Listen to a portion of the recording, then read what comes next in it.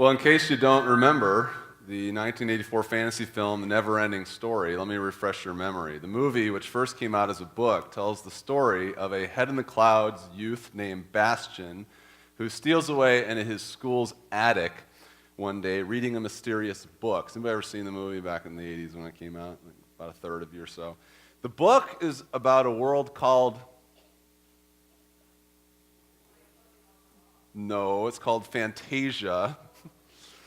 It's ruled by a princess, and Fantasia is slowly being overtaken and consumed by the nothing, that's right, which in the book is described as humanity's lack of imagination.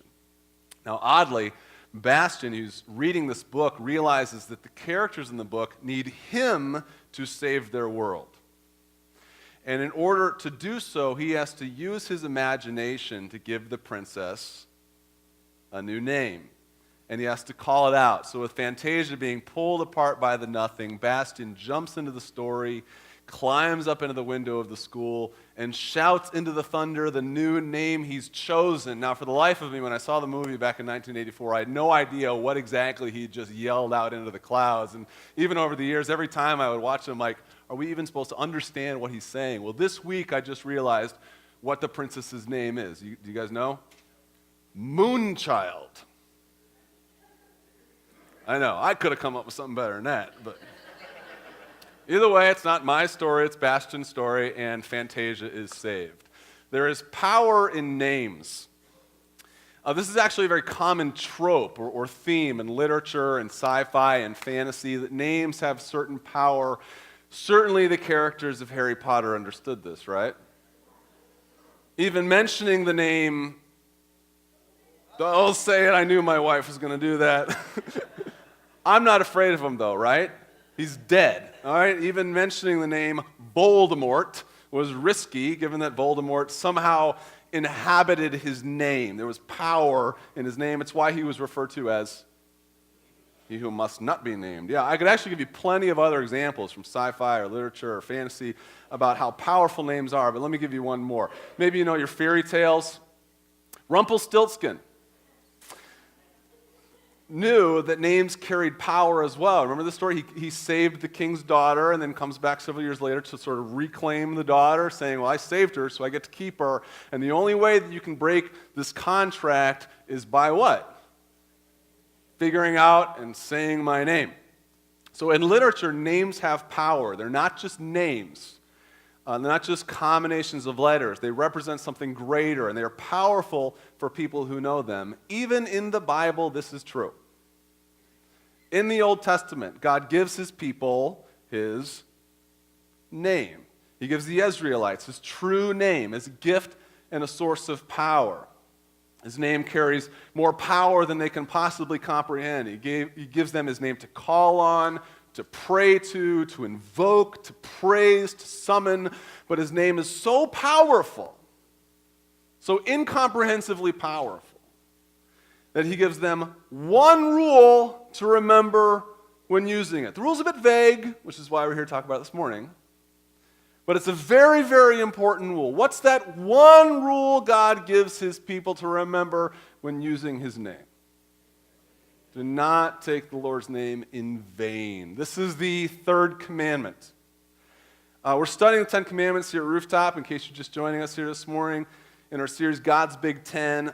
These are the first 10 words of instruction God gives to his people, the Israelites, after liberating them from Egypt. Before God gives the Israelites the prophets, before God gave them the temple, before God gave them the Messiah, he gave them the 10 Commandments, the 10 words. And he gives them to us also, which is why we're talking about them. A lot of us think, well, Jesus kind of renders all the Old Testament like superfluous and unnecessary, but he still gives us the 10 Commandments. So 2 weeks ago, we talked about the first commandment. Know what it is? Yeah, have no other gods before me. Second commandment, know what it is? Yeah, don't carve any graven images. And that's what I was doing, by the way. Did you know that? Carving graven images. And this morning we're looking at the third commandment. Here it is from the English Standard Version. You shall not take the name of the Lord your God in vain, for the Lord will not hold him guiltless who takes his name in vain. And the NIV, which is another version of the Bible, actually writes it this way: you shall not misuse, it's the word used there, you shall not misuse the name of the Lord your God, for the Lord will not hold anyone guiltless who misuses his name. We should not misuse or use in vain God's name, for he will not hold us guiltless if we do. Interestingly, this is one of the few commandments that carries with it a threat of punishment. You know, if you do this, then this is going to happen. I'm not going to hold you guiltless if you break this commandment. So one of the few commandments that actually has a threat attached to it, which is an indication that whatever this commandment means, it's a pretty big deal. God takes his name very seriously, whatever it is that this commandment actually means. But that's a very good question. What does this commandment mean? What does it mean to not take the Lord's name in vain? When I was growing up, you probably know what this commandment meant. Don't cuss.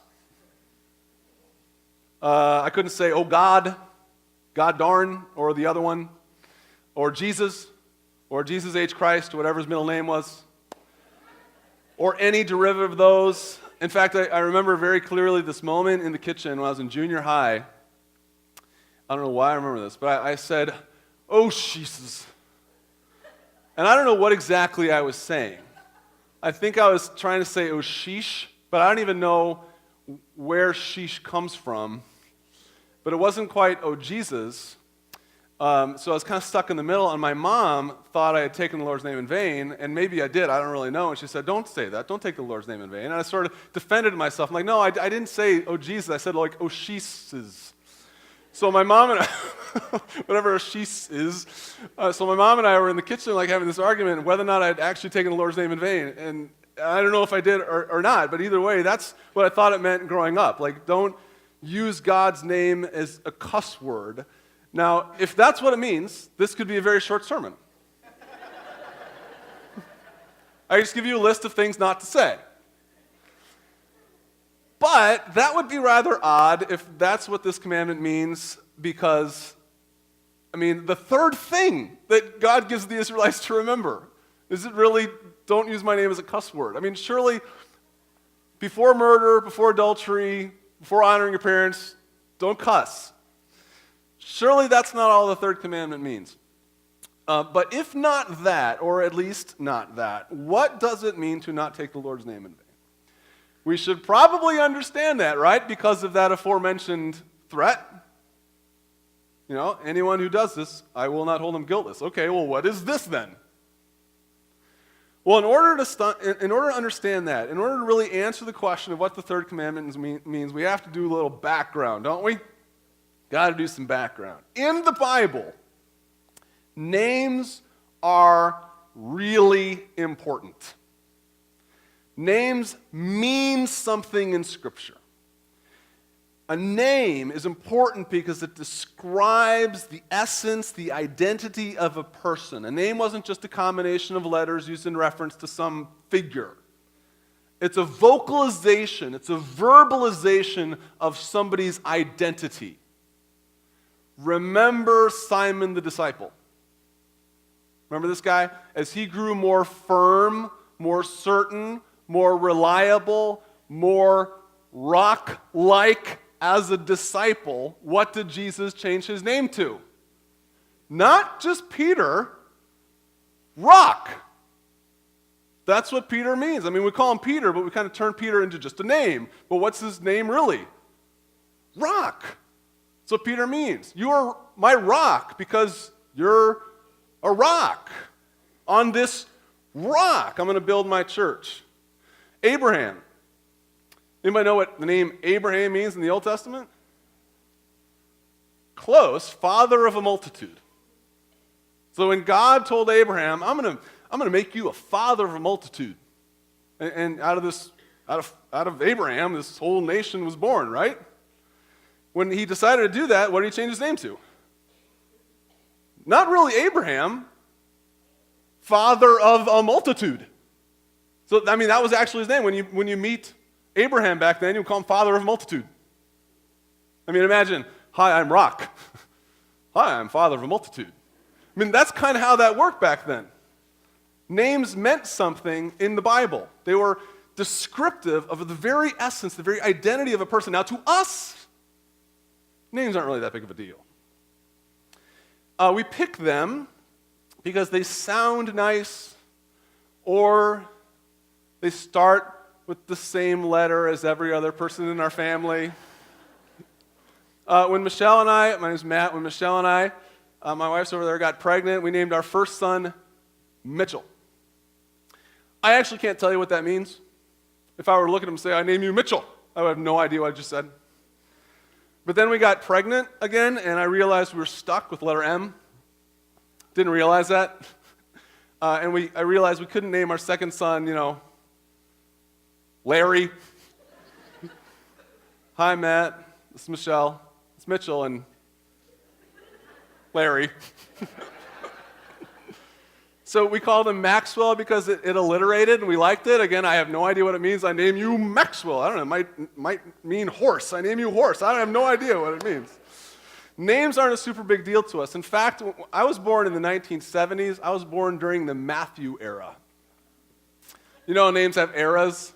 I was born during the Matthew, Mark, Jennifer, a lot of Jennifer eras back, just like the 2000s were the Justin Madeline era, that just names come in waves. And I was born in the Matthew era. There was always like 20 Matthews in my classes. It was really annoying and really confusing. And even up through seminary, there was always like lots of Matthews my age in class. So finally I got sick of it. No, enough of this. So at the beginning of class one day in seminary, I'm like 23 years old, but at the beginning of class one day, we're going around the room like sharing our names and telling a little bit about ourselves. And I said, you know what, there's like 4 Matts in this class, and this is going to really get confusing. So just for your sake and maybe for my sake, I'm going to ask you to call me by what my name really means. I would heretofore request that you address me as gift of God. That's what the name Matthew means. Why are you laughing at what the name Matthew? Why is that funny? And what's really interesting, though, is guess what? They did. For the entire semester. They actually shortened it to gift. I had a nickname, all right? Gift, that was a very good comment. Gift, do you need to go to the bathroom? Gift, did you bring your homework? I mean, they actually did this. So names, by the way, we're not going to do that unless you want to.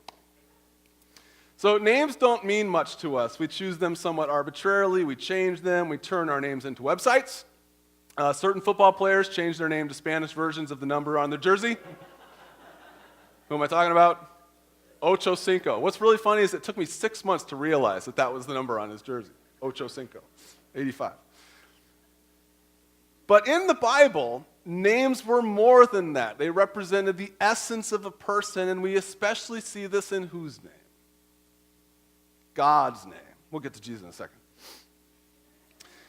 God has many names in Scripture, and they are all reflective of who he actually is. Interestingly, one of the names not given God in the Bible is what? God. It's actually an Indo-European word that comes much later. If anything, it might refer to like some sort of Hindu deity, but if we want to keep referring to God with that name, we can. It's not a bad name. It's just not actually in the Bible. I mean, there's lots of other names in the Bible in reference to God that God gives himself and gives to us, but he has a name of choice, doesn't he? There's a moment, there's a story very, very early in his revelation to his people where he gives his people his name of choice. Know the story? Happens in the book of Exodus. In the story, Moses is meeting with God at the burning bush. And God asks Moses to go to the Israelites in Egypt and liberate them from Pharaoh's slavery, right? We tracking? And one of Moses' questions to God is, if I come to the people of Israel and say to them, the God of your fathers has sent me to you, and they ask me, what's his name? What do I tell them? God said to Moses,